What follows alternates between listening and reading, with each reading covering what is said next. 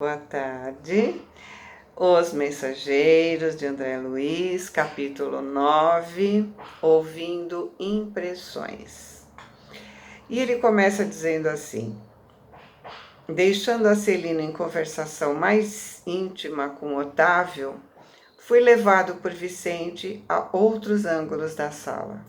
Muitos grupos se mantinham em conversa interessante e educativa.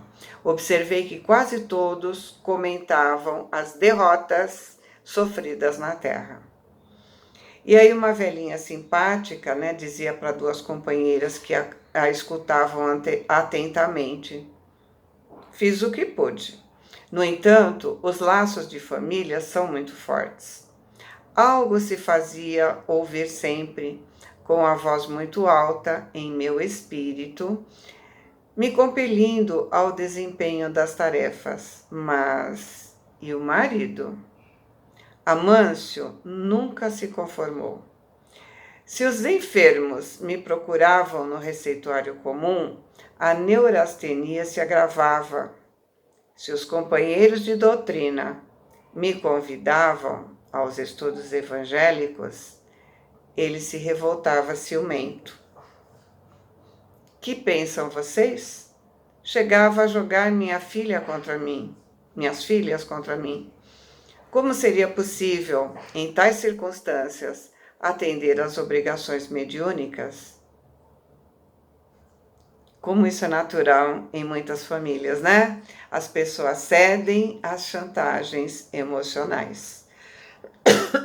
Vamos continuar ouvindo a história dela, né? E aí a outra, daquelas que estavam ouvindo o que ela falou, né? Ela fala assim: mas sempre temos recursos e pretextos para fugir às culpas. Encaremos nossos problemas com realismo. Você há de convir que com o socorro da boa vontade, sempre restam alguns minutos na semana e algumas pequenas oportunidades para fazer o bem. Talvez pudesse conquistar o entendimento do esposo e a colaboração afetuosa das filhas, se trabalhasse em silêncio, mostrando sincera disposição para o sacrifício. Nossos atos, Mariana, são muito mais contagiosos do que as nossas palavras. Que a gente sempre fala, né? Um ato vale mais do que 1000 palavras. E ela respondeu: sim, concordo com a sua observação. Na verdade, nunca pude sofrer a incompreensão dos meus sem reclamar. Ou seja, ela sempre queria que as pessoas a ajudassem. Para trabalharmos com eficiência, é preciso saber calar antes de tudo. Teríamos atendido perfeitamente aos nossos deveres se tivéssemos usado todas as receitas de obediência e otimismo que nós fornecemos aos outros. Aconselhar é sempre útil, mas aconselhar excessivamente pode traduzir esquecimentos das nossas obrigações. Assim digo, porque é o meu caso. A bem dizer, é muito semelhante ao seu. Fomos para a terra para construir com Jesus, mas caímos na tolice de acreditar que andávamos pela terra para discutir nossos caprichos.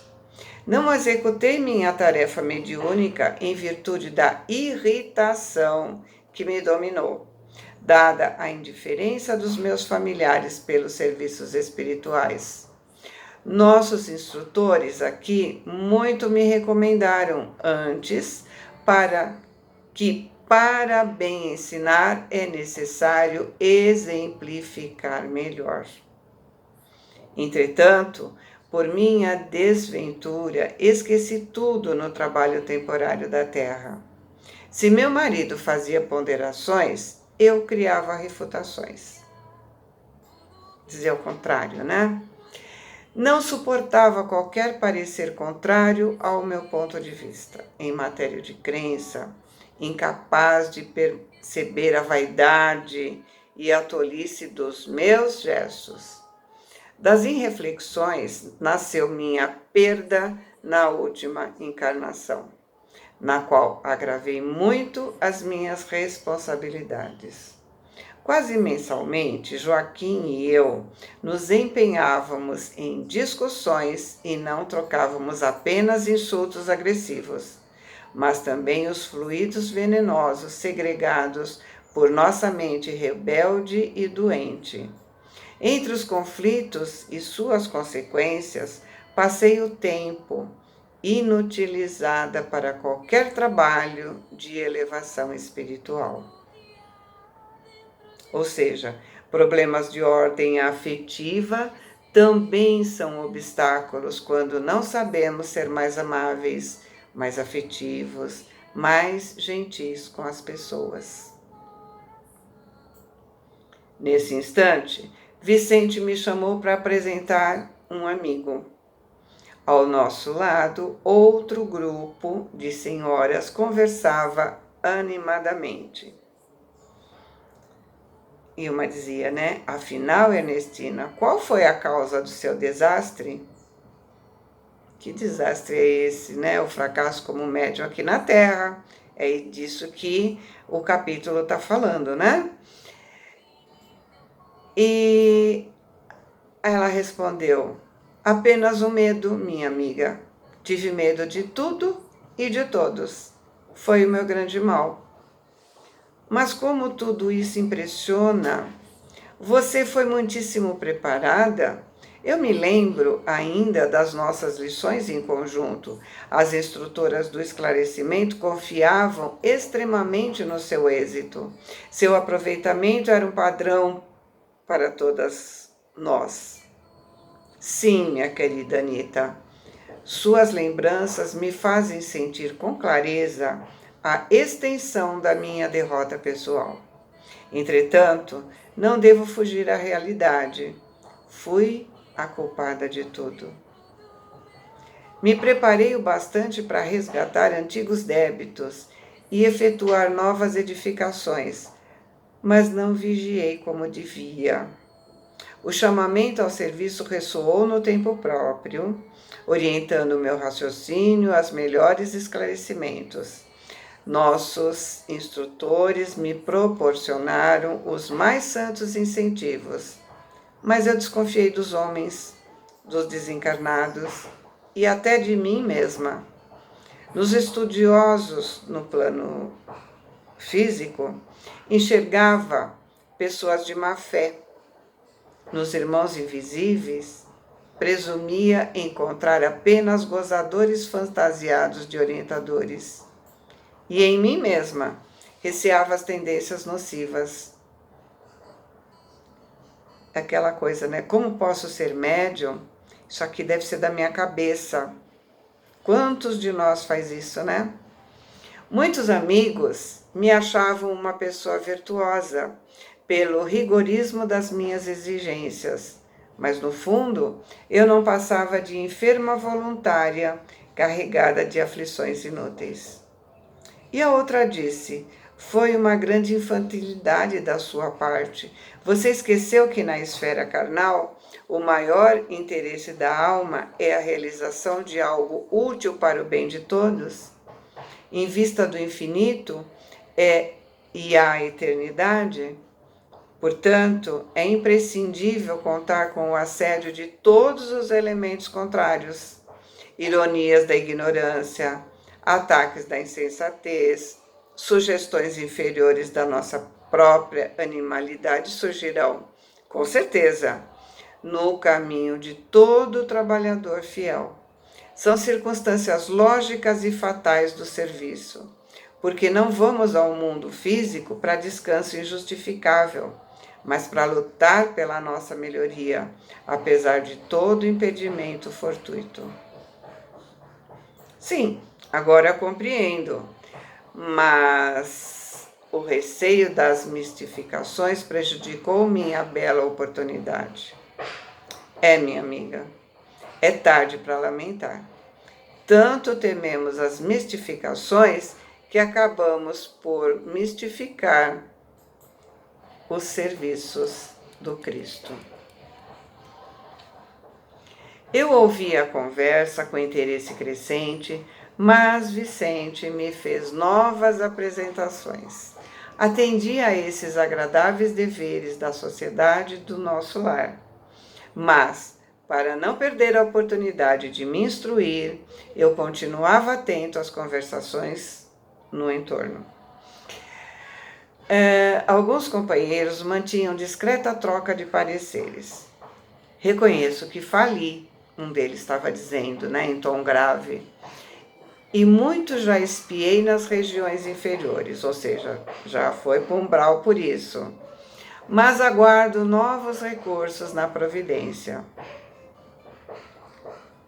Aí o outro disse: faltou para você bastante orientação para o caminho? Ele explicou: faltou-me o amparo da esposa. Enquanto eu a tive ao meu lado, verificava profundo equilíbrio em minhas forças psíquicas. A companhia dela, sem que eu pudesse explicar, compensava-me todo o gasto de energia mediúnica. Minha noção de equilíbrio estava nas mãos da minha querida Adélia. Porém, me esqueci de que o bom servo deve estar preparado para o serviço do Senhor em qualquer circunstância. Não aprendi a ciência da conformação e nem me resignei a continuar sozinho as estradas humanas.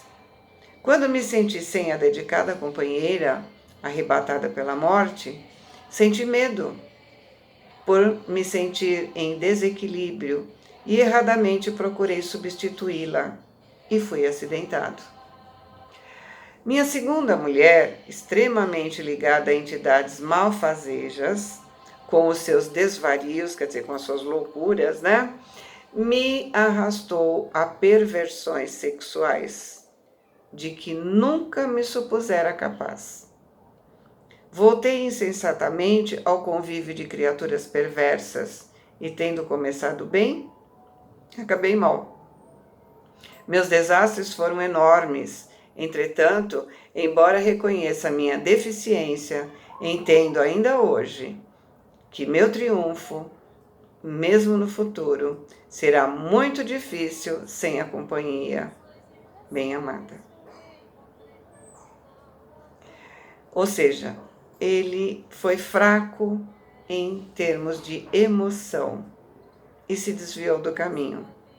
É preciso estar atento às companhias às quais nos ligamos. Ela era esposa, mas era ligada a energias inferiores e ele se deixou envolver.